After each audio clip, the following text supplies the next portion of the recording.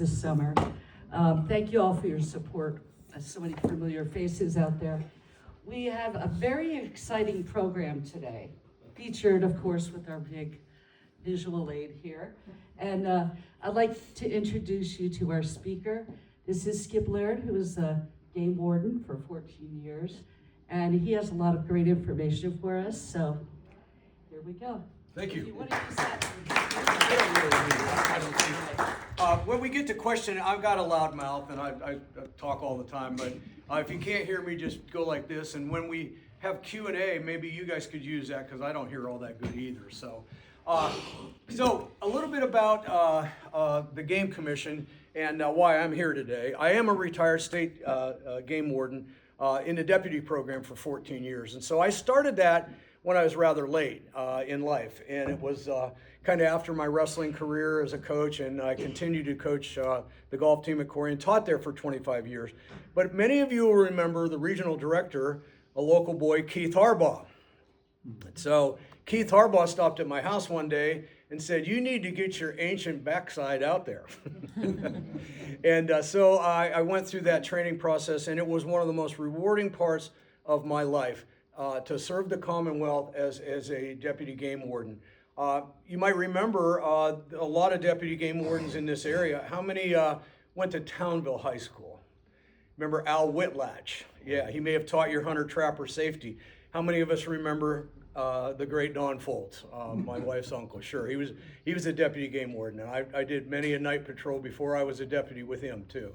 But that's a little bit of the background, and I'm not going to talk about the deputy program a whole lot today because it's a sad time in the Commonwealth. It's being discontinued. But that doesn't take away from the rich history of what happened in the Commonwealth. So I have a couple questions for you. These are age related, so bear with me, okay? How many of you, when you were a teenager, saw a black bear around here? One. How many of you in the last 5 years have seen a black bear around here? Isn't that an amazing story? So there's two conservation stories that I really want to talk about today. The bear, the bear restoration program, and I could have asked the very same question about the bald eagle. When Rob and I were kids, there were no bald eagles around here. In fact, in the late 70s, there were only 4 nesting pair in the entire Commonwealth. And game wardens from this area actually flew to Ontario, climbed up in nests, harvested eggs. Those eggs were hatched, and that restoration program for the bald eagle is just incredible. They're all over the place. And I was really privileged to be able to handle a few bald eagles. We had a real problem, and I will just mention this in brief before we get to the bears. Lead shot and lead sinkers, terribly toxic to an eagle. If you remember the nest that was on the south inlet of the lake, I processed a fledgling that had fallen out of the nest, and it had ingested a lead sinker that the parent birds had brought to the nest and fed the young bird. And most of them die. If an eagle ingests something just the quarter size of your little fingernail, it's almost toxic. It will almost kill them every time. But it is an amazing thing to handle and touch that bird, and an amazing thing to handle and touch this animal right here. Largest mammal in the state. And if many of you look into the night sky and you see the Big Dipper, the name of the black bear is Ursus americanus. Okay, so when you look at Ursa Major and Ursa Minor, that's the big bear and the little bear in the sky. So it's kind of an interesting part of the black bear history. So I did not bring that black bear. Okay, I walked in yesterday and it was here, and I was very impressed to see that. But I brought a lot of hands-on things that we're going to pass around a couple of them. This is a bear skull in the mandible, and we'll be talking a little bit about the physiological aspects of a bear's mouth and what officers do to process a bear. I've processed a lot of dead bear, and I'll tell you what that means. That means that I processed them in such a way that the hunter needed to not take it to a bear check station. So a local officer could do that for them. there is a bear check station for harvested bears in Tionesta. And if you've never been to that, it is a circus. It is really fun. They back the trucks into the fire hall and they weigh those bears. They pull a tooth, and we'll be talking about that in a moment, to age the bear. And then they put a big screen up, and the data points right where it was killed. And so a lot of harvest data for the black bear. And that has been a big part of what has caused the black bear to flourish, is legal hunting of a black bear and the conservation efforts that have been put forth. How many have had a problem with a bear and their bird feeder? Yeah. They are opportunistic feeders. They are, again, as I mentioned, the largest mammal, and they are largely vegetarian in their diet. They'll eat a lot of berries. They'll eat a lot of succulent leaves and roots. They will eat just about anything, so they're omnivorous. They will occasionally prey on fawns. A fawn, when it's born, has no scent at all. So when you see a fawn, and just a couple of years ago, a lady right up on the road here saw a little fawn laying beside the road and picked it up and put it in her van, took it home. And she later returned it. But a fawn will be left by its mother a lot so she can go and forage and feed.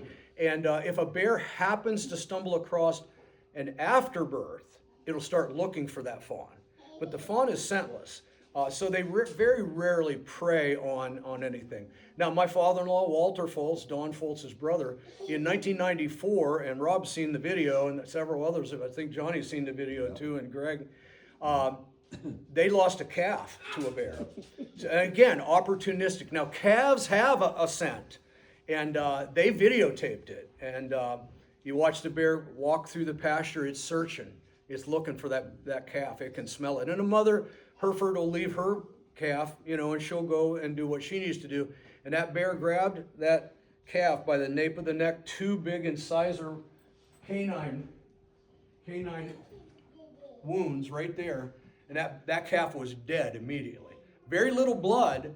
It just broke its neck. Picked it up and ran away with it.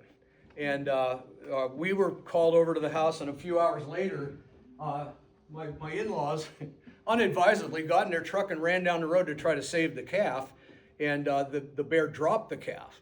About 4 hours later, my little son at the time said, "He's back!"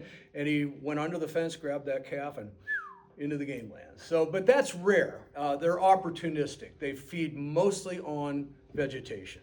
We have a few little things that we can pass around for you. We got our little bear that we bring along with the kit, but this is not real, but this is bear scat.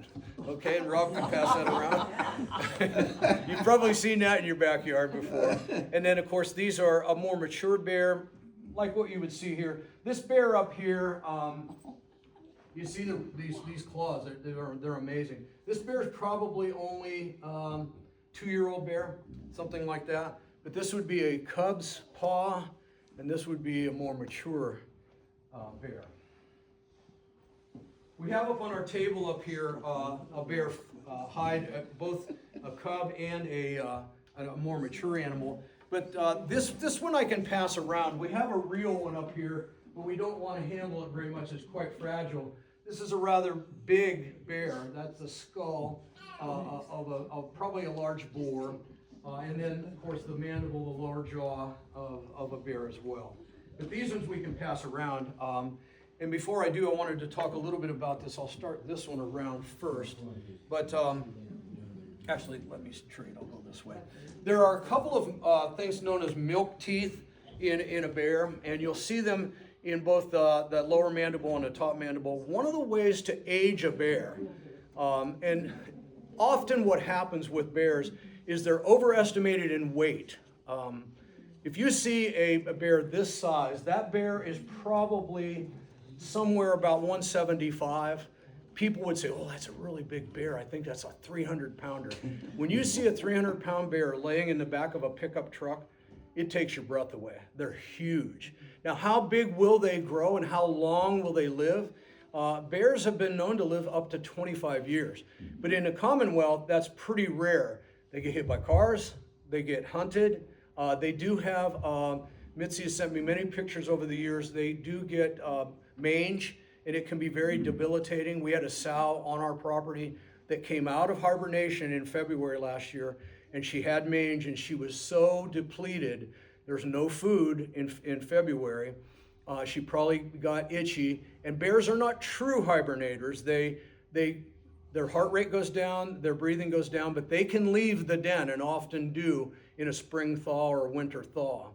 But when you age a bear, it's rather fascinating. So as an officer, if I was going to process a bear, there's a lot of paperwork involved.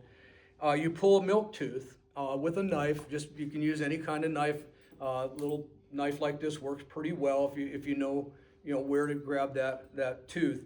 It's right here on this one, and right behind that incisor on that lower one. You pull it out, you send it to a biologist, they do a cross section, you count the rings, just like a tree. And that's how you age a bear. So it's fascinating. So bears range in weight, 140 pounds to 400 is very common. A sow with cubs, let's talk about the biology a little bit, because it just happened. The reason you were seeing a lot of bears just in the last month is that the boars were on range for the sows. They were breeding sows from late June to mid-June to late July.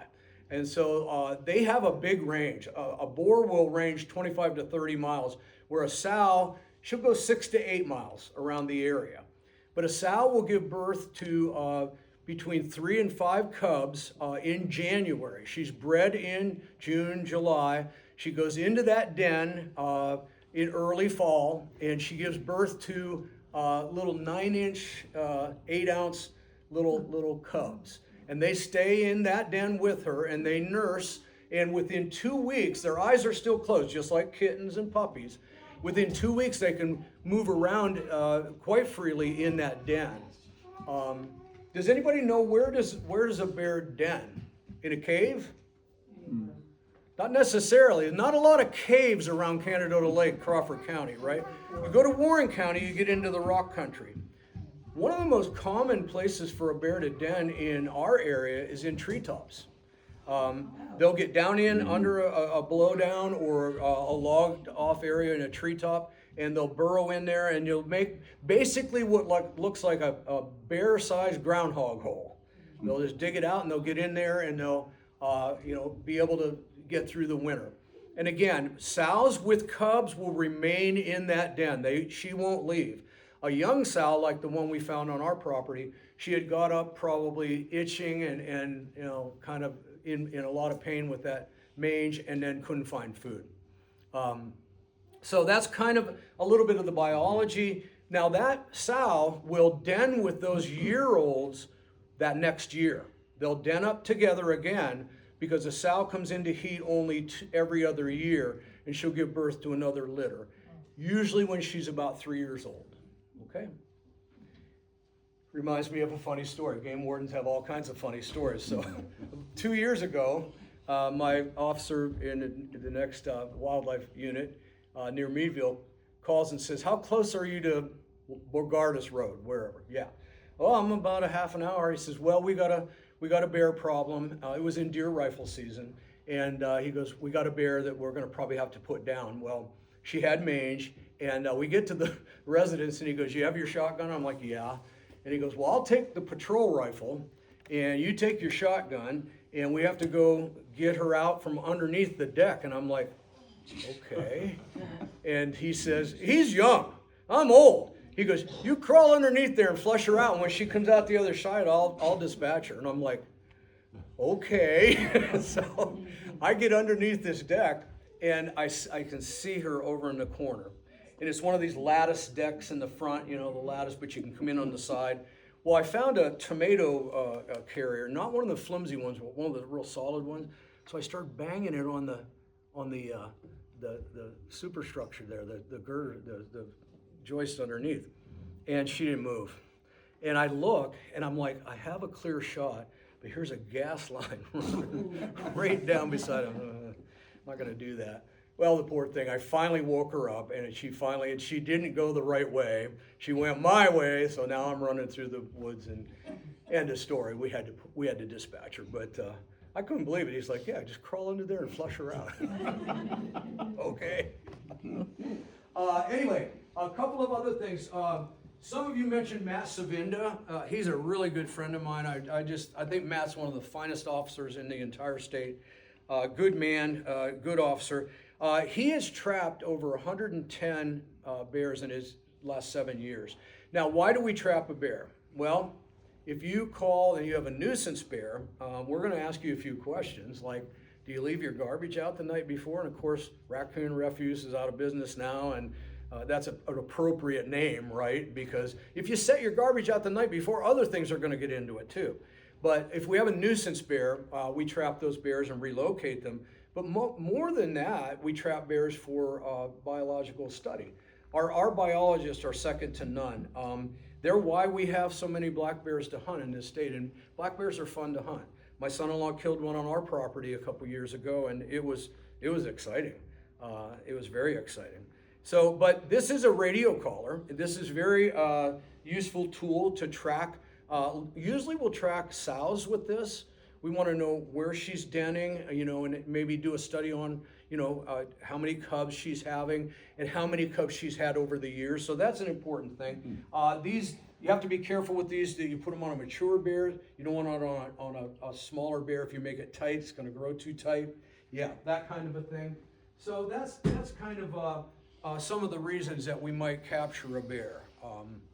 So the black bear is, it's a cousin to the grizzly bear. And Bev was showing me some pictures of a polar bear. But while you have Ursus americanus, a grizzly bear is called Ursulus horribilis, meaning a horrible opponent.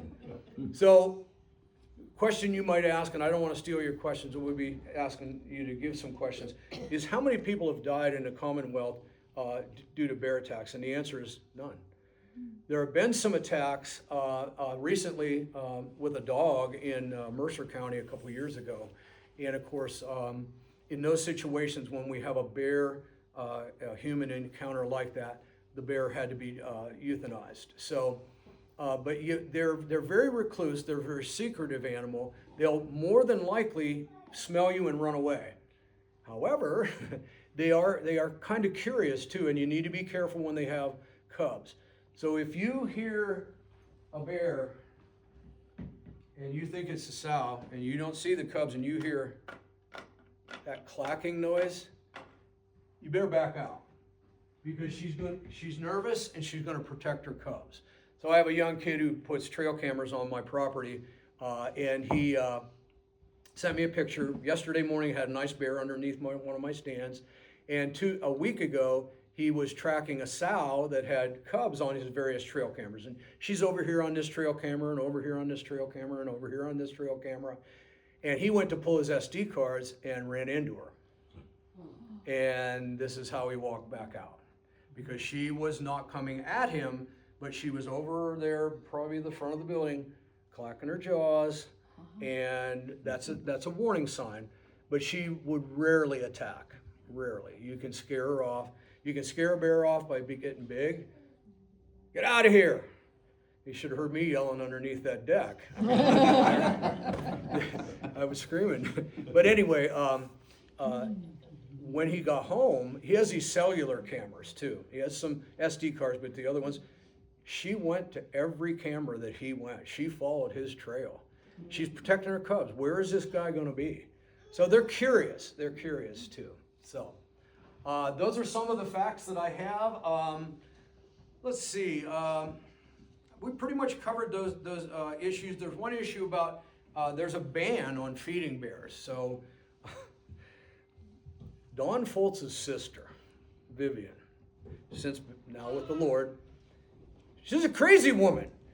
She would open her door down at the homestead, you guys know where she lives, and talk to the bears and feed the bears, and terrible. I mean, you get a bear in your house, you got some trouble. And I'll tell you one more story and we'll go to questions. So game wardens get all kinds of stories and situations. So I'm over here on, my daughter lived on Mount Pleasant when they first got married, and I'm working, and she invited me for supper, and I'm in uniform, and my partner calls me and goes, "Dispatch just called from Franklin. We got a bear in a house down in Spartansburg." Okay, and so down we go, and we get down there on 89, turn right there at the Wild Horse Saloon, and go down, and these people, they are just, and it's snowy, and there's bear tracks all around the house. Well, they have a garage and a breezeway in the house, and there's a dog door right going out to a back, like closed-in fenced area, wooden fence. And I said, "Well, is the bear in the house still?" And he goes, No, I don't know where it's at, but it's not in the house." I said, "Well, tell us what happened." He goes, "I looked out of the kitchen window, and I can see in the breezeway, we have a dog dish out there with the dog food in it, and the bear's reaching in and trying to get the dog food." I said, "All right, what happened next?" He goes, "Well, then he stuck his head in and was eating the dog food. And then he got his whole body in there." And I said, "What did you do?" And he goes, "I grabbed a cast iron frying pan and brained him in the head." And I said, "Sir, we would never recommend you doing that."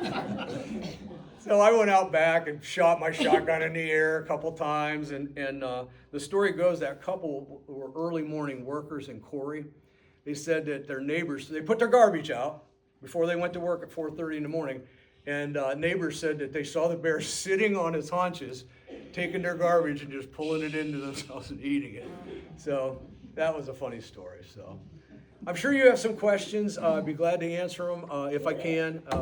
We're always taught as game wardens, don't make stuff up if you don't know. Say, "I'll get you an answer." But do we have the microphone that people can ask questions? There you go. I have a question for you. Yeah, Skip. Johnny. On that skull, there's a big ridge across the top, and it's not on this one that you... Yeah, exactly. That one, this is real. That isn't. That's just a skull cap. Yep, that's real. Yeah, Okay. Why they didn't do it on the 3D, I'm not sure. Okay. So, but yeah, it's a cranial, it's kind of like a cranial expansion deal. Yeah, but yeah, that would be, you're exactly right. I've noticed that myself. Yeah, yep. Other questions? Not a frying pan, Mark. Yeah. What is the approximate bear population of? That's a really good question, and I have an answer to that. So, remember we asked that first question back in the 70s, what it was like? They were down below 5,000. We're about 20,000. Wow. 20,000 bears. And they have been sighted in all 67 of the counties, but they don't habituate some of the counties, like Philadelphia area, very rare. They've been seen there, passing through maybe. And our biologists really don't want bears much in Erie County. But we did have one on Presque Isle that that hibernated up there. You look at the flatland in western Crawford County, Pine Tuning area. That's not bear habitat. They need forage. They need to eat. They love nuts. They love berries, and they need to have a place to den and breed. So yeah, that they're in about 3/4 of the states have a bear population, but 20,000. Yeah, it's a great question. What about Crawford County? Crawford County, it's hard to estimate how many bears are in Crawford County. We don't do any studies on that. Okay. But when you look at the bear harvest reports, you've noticed that Crawford County has been rising. Tioga County, Warren County, those are the big counties, the Allegheny National Forest counties that have the most bear population. That's where the upper tier there, that's where the most bears are. And again, in Crawford County, it was just in high school, I graduated in 1973. I never saw a bear in my whole life until, I can't even tell you when, probably 20 years later. Yeah. So, yeah. Other questions? Skip, why did they close the T-Ute bear station? Yeah, I don't really know why they wanted to do that, because now it makes it harder for the officers. But if you harvest a bear, you can take it to the region office. I don't know if they're going to bring that back, but it was so much fun. Yeah. I remember Rob and Sid Blakesley would always go, and we had a good time talking with them down there. And like I said, I've processed many dead bears. I've been witness to live bear trapping and tranquilizing. That's fascinating. You're looking at a beautiful animal. It was about that size. That's lying there and just laying there looking unconscious and breathing, and that brings me to my next point, and we'll keep answering questions. So what would we do to process a bear? Well, one of the things that we do is put an ear tag in them. And all the board members here are going to get a keychain with an ear tag in it. But basically, we also have now a inner lip tattooing device that we can identify the bears. And we just want to make sure that if we trap a bear, let's say a nuisance bear, and it's got this tag, each ear gets a tag, that it's not come back to that area where we had the problem. So this crimping tool works really well. If you can imagine that this is actually a bear's ear, you would put this in here like this, and you would just crimp that right on there like that. Now the bear's unconscious, and then that's what it would look like. So, yeah. So that's kind of a neat thing. But when they come into the check station, if there's a tag in the ear, the biologists are really interested in that. And it was really neat. They had a big computer screen, and you know, they're pulling that tooth, they're aging that bear, they're checking it over for general health conditions. Some bears have a beautiful white blaze on their chest. That's just a really incredible thing. But they do, every bear, I don't know if you've ever, how many have ever eaten bear meat? I have. Yeah. I have a buddy that puts them in a salt brine, and man, it just tastes like ham. It's really good. But bears have external parasites and internal parasites. Almost every bear you got will have some sort of a worm in it. You know, they're just a wild animal, and you know, our dogs would have them too if we didn't take them to the vet. So, but yeah, I don't know the answer, Greg. I hope they bring it back. It was a lot of fun. It was a public, you know, kind of a party atmosphere in a way. It was people, you know, drinking coffee and eating donuts and yeah, having a good time. So, other questions? Yes, Mitzi. Not kind of a question, but everybody thinks when they see a bear with tags in their ears that it's a nuisance bear, and that's not the case. Say that again now? Everybody that sees a bear that has ear tags, they think it's a nuisance bear. Right, that's a good point. I'm glad we're talking about it. Not necessarily at all. You know, if Matt were here, he could tell you the percentage of bears that he's processed simply for research purposes. Yeah, and that's a very interesting point. Yeah, and we don't have as many bad bears around Crawford County as some other places do. Where was that famous, it was in Warren County, the famous dump when we were kids. Where was that, Butch? Do you remember? It was out, maybe it was out toward Allegheny National Forest, and it was horrible. They just dumped garbage, and bears would go there all the time and just feed on that garbage. And that's not a healthy bear. That bear needs to be eating what God intended it to eat instead of human garbage. And they're opportunistic. You know, Allegheny National Forest, we took the youth kids there, Shane and Devin back in the day, our sons, and we saw a bear up there, and it was in the dumpster, you know, coming into the dumpster at night. So, yeah, you're so right. I mean, they get maligned, and again, there's these situations. I had a cousin who's an archery hunter, and he saw a bear and two cubs come out of this clearing, and he's sitting there, and in horror, the cubs climbed the tree he was in. He's like, oh no!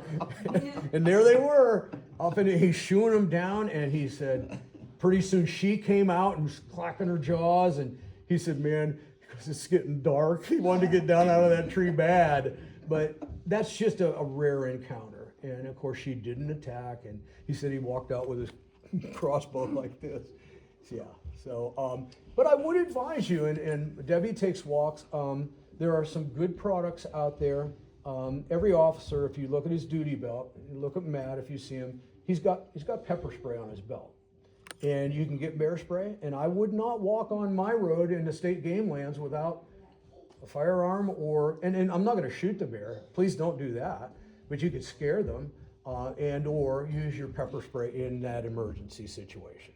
You can get it right at Walmart. So, yeah. Yes, ma'am. Now, when they're tagged, that's for research purposes, right? you shouldn't shoot a bear with a tag, right? What would we do with the bear, or what would we do with the data? Well, I'm just saying, what would you do? I mean, is it illegal to shoot a bear with a tag? No, not at all, not at all. So, I mean, usually they don't even see them until they harvest them. Yeah. And you got to watch your digest. How many hunters do we have in a room? How many bear hunters? I bear hunt, yeah. You have to watch your digest every year because we've changed the regulations. But poor guy, killed a bear on a Sunday afternoon here a few years ago when we didn't have bear hunting on Sunday. And he was all happy. It had a tag in its ear. He was all happy. And the guys that saw him said, these other hunters are like, you're not supposed to shoot bear today. It's nothing for us. We don't care if you did, but, and he goes, and he called us and turned himself in. What a good man, but it was unfortunate. You got to read the digest, but we've changed it around. But here's one amazing advantage. Johnny's older in dirt, so I'll use him as an example. In the fall season where we have the overlap where a senior or a junior hunter can hunt an antlerless deer, you can also use your rifle to shoot a bear. That's been in for about 3 or 4 years, and that's a neat little deal. A couple of guys in my neighborhood have killed bears on that day with their rifle. I haven't quite convinced myself that I want to shoot a bear with my bow yet, and track that bear. I'd rather know that it was dispatched. And you don't have to be a hunter. I get it. We kill things. That's what hunters do. But it is part of a bigger picture. The reason we have so many deer is because we harvested so many deer appropriately, and we set seasons. The Game Commission got its start in Corey, PA. A sportsman's club in the late 1800s said, if we don't do something, guys were walking into woods and hemlock trees at night and getting $2 in the late 1800s for a grouse. They just pluck them right off the roost. There were no regulations. We just over-harvested. We cut all the trees in Pennsylvania. That term is extirpated. It's not extinct. But when a species is no longer existing in their natural habitat, we extirpated beavers, believe it or not, in the Commonwealth. There weren't any beavers at the turn of the century. They were gone. Over-trapping, over-hunting. So yeah, all good stuff. Yeah. All right. How many? Yes, ma'am. One more. Yeah. Why do bears tend to like to destroy trail cameras? That is an excellent question, because this kid, did I have access to his cameras on my land? He's had 3 or 4 taken down. I don't know what it is. I believe more curiosity than anything. They have acute hearing. Their eyesight is not so good. So there may be that electronic transference that they're hearing and they don't like, or they're just curious. I mean, we got plenty of videos where they come right up to it and they're point blank. And last year I found my cell camera last year. Didn't destroy it, but turned it to where it was pointing this lane, it was this way and this lane. Yeah. And then It was worthless, yeah. Oh, he's had 4 of them taken down. Now what he's doing is putting them up higher, because the last one that did it, you can see the bear. He's on all 4s and then he stands up, and that's impressive. When you see a bear stand up, yeah, that's not a sign of danger. They're just looking. They're like a woodchuck, looking around.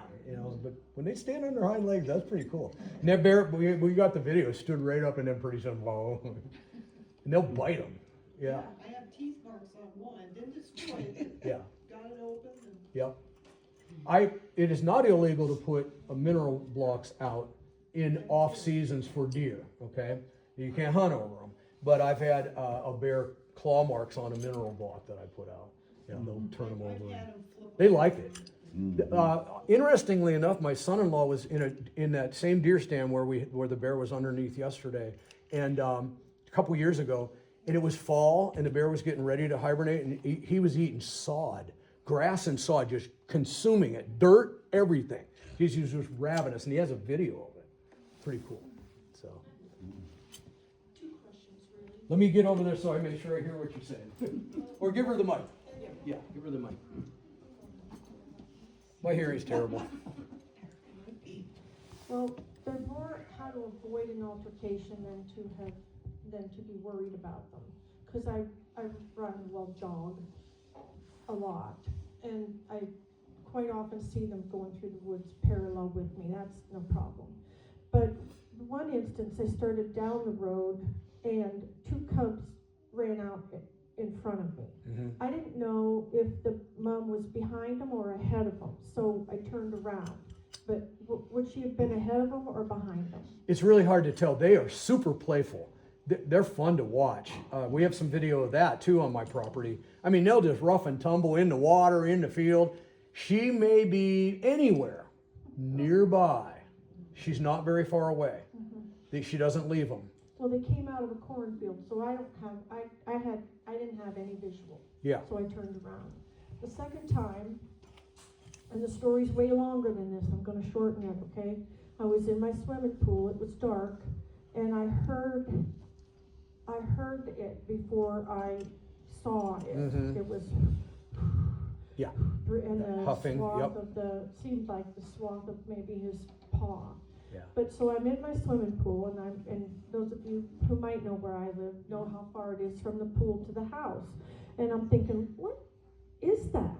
So I jump out of the pool, and Rick has this little hole there where we drain it in the winter, and I take a little peek out the hole. And it's a pretty good sized bear. If I had to guess, I'd say it was a 2 or 3 year old.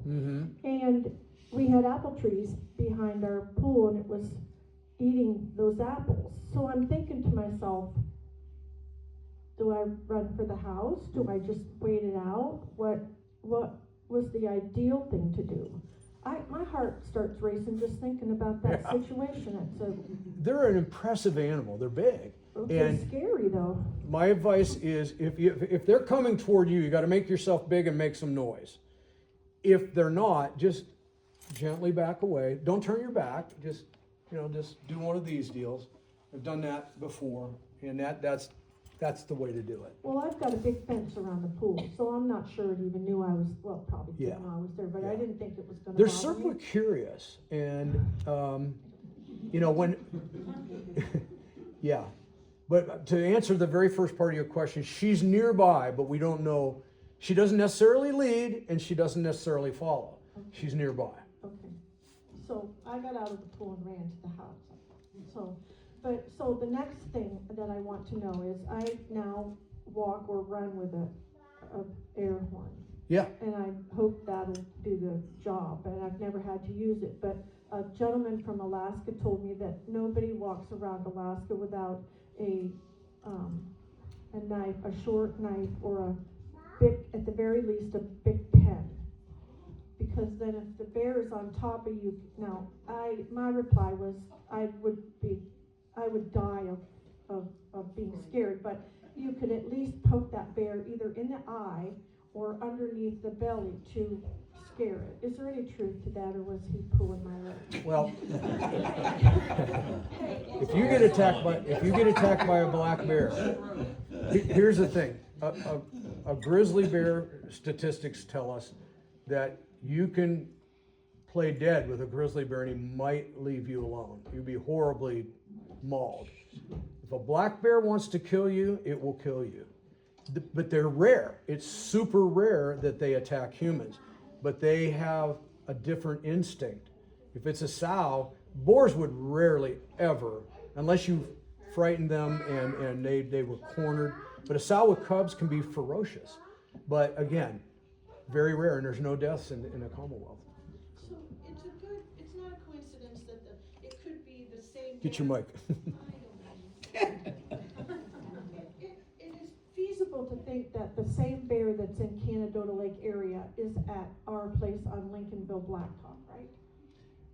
You know, they have a wide range, and of course you were seeing more bears a few weeks ago because of the breeding season.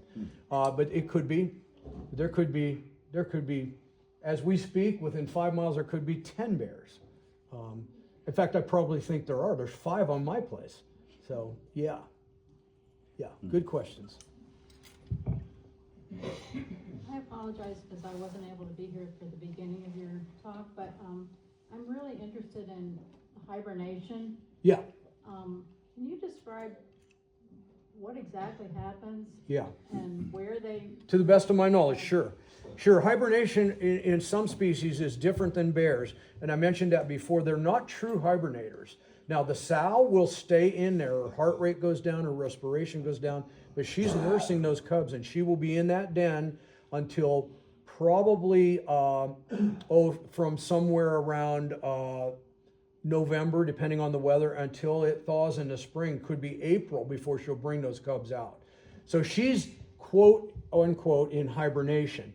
A boar, a male bear, will go into that slow down period too, but they don't defecate, they don't urinate when they're in that state.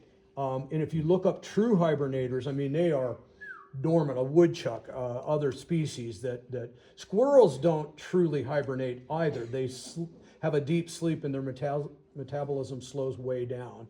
So, in polar bears and in grizzly bears in climates where there are severe weather conditions would tend to stay in those dens a lot longer. how do they make a den? Where is it? What is it? What triggers it? No, is it they dig out the ground or? what Yeah, is it? yeah, I mentioned that before. So around here, there's not a lot of caves, right? Yeah. So treetops, blowdowns, very popular for bear. They'll get down underneath there and they basically will dig a den like a groundhog would, only it's a bear-sized den. Now, when the famous Gary Ault, who was the guy that was the bear biologist, and then he did the antler restriction guys, he would crawl in dens. A female sow only needs about 17 inches to squeeze into a cave or a rock crevice, and she'll squeeze in there. She'll contract her body and get in there. So if they have a cave or a rock outcropping that they can get under, they'll do that.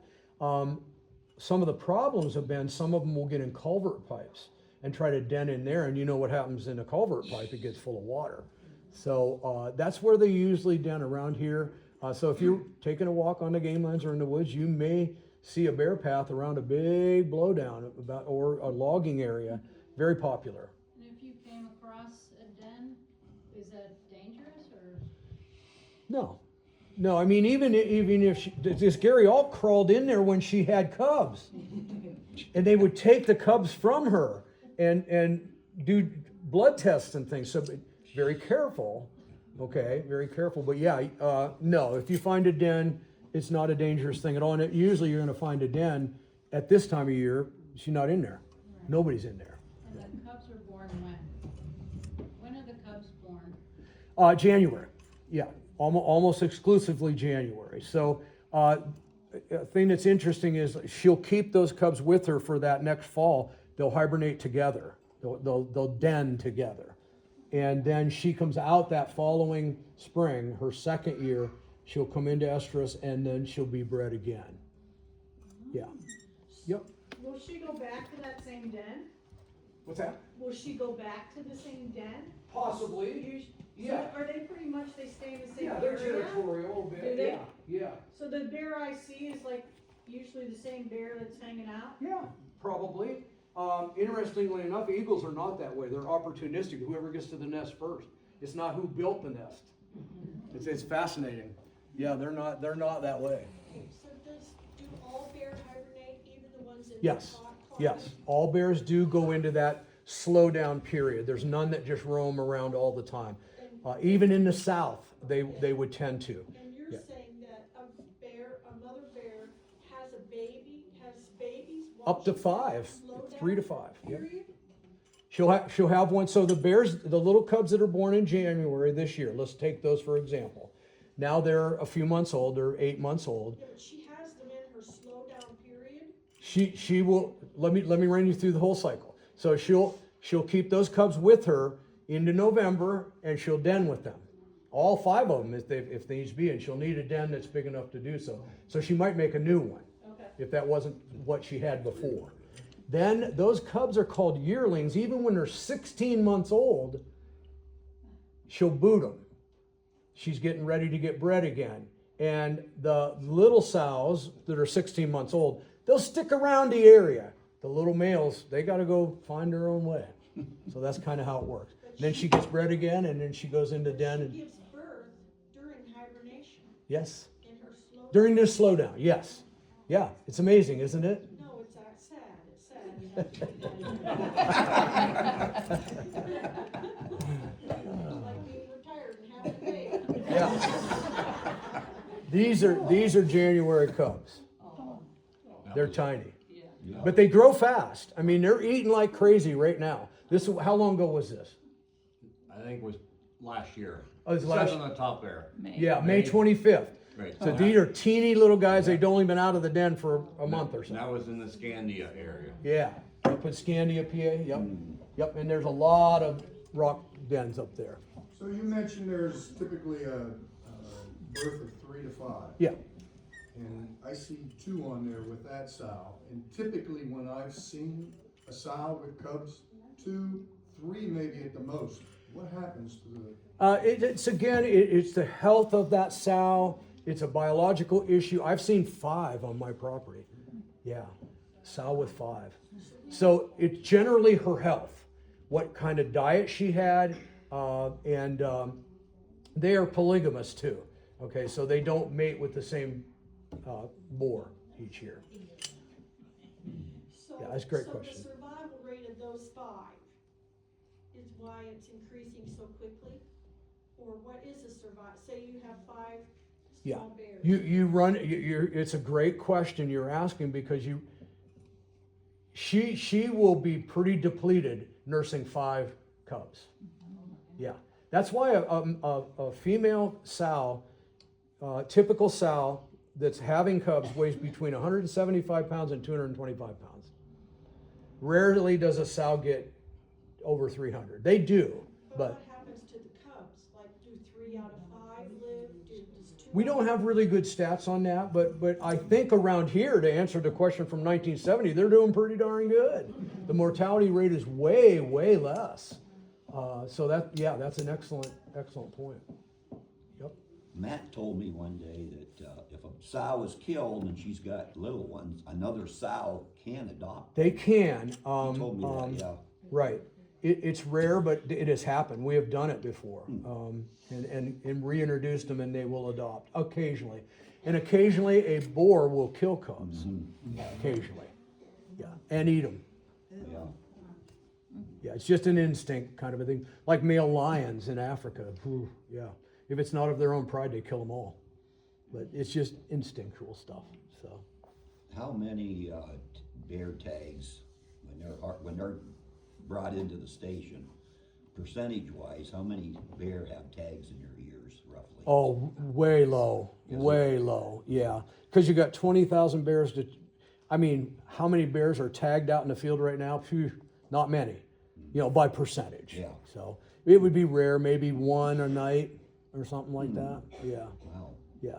Is there a cap to how many they'll allow before they start I don't know what they would do. Is there a cap to how many bears they'll allow in one area? There is no regulation on that at all, but it's a statewide kind of a thing, and these biologists are really, really good. They're amazing. How many are you allowed to take? They're looking at carrying capacity of the land. They're looking at restoration projects. They're looking at state game lands and the mast prop on that game land, because they eat a lot of acorns and beech nuts and things of that nature. But as far as carrying capacity, there's no, the way our agency does it is through hunting. So a couple of years ago, we extended the bear season in 1B during deer rifle season. That whole week you could shoot a bear. And we took that away because we felt like we had done what the biologists felt we needed to do. But there's no we're so forested, you can't use a drone to see how many there are, like in Alaska with polar bears or whatnot. So Now, we have regulations on how many deer, how many doe you can take, how many buck you can take. how many what? How many deer you can take, how many buck you can take. Yeah. Is there a regulation on how many bear, just one? One. A season? Yep, one per hunter per tag year. Yep. Are they territorial? Like A little bit. Like buck are? Boars range from 25 to 30 miles, which, my goodness, that means a bear could be halfway to almost to Erie. So will they run another bear off? Boars will. Yeah. Yeah, in breeding season, for sure they'll fight. That's what I wondered, if Yeah, they were like the buck. but it's rare around here because we've got a good carrying capacity. If two boars find the same sow, it's Oh, pretty yeah. rare around here. Huh. Yeah. Is there any data on the Game Commission's website about number of roadkill bear in the state? Not that I'm aware of, the actual roadkill bears. I've picked up many a roadkill bear, over 500 pounder down on Route 8, just south of Centerville. Took 6 of us to load him on the rack. There's nothing to grab onto, What did that do to? and he was warm still. So, 500 pounds? Yeah. Did it total the deer? oh gosh, yeah. Don't hit Yeah. one. Oh yeah. It was a Ford 250 truck and it caved the front end right in. Yeah. It was down by Oh, Cleveland's rather. yeah, Yeah. that's a bad spot. Yep. That's a- How big was that bear? How big was that bear Oh, you picked up? yeah, Rob and Darlene had a bear that got killed right across the road from their house, and I think we had that bear at 375. Something like that. Yeah, yeah. And then they hit a bear, about 2 weeks later, they hit a bear with their car. Right down on Route 8, so. Yeah, don't hit a bear. Don't hit a bear. Bear will hit you. Okay, All right. anything else? Well, thank you very much, you guys have been Thank great. you. Appreciate it.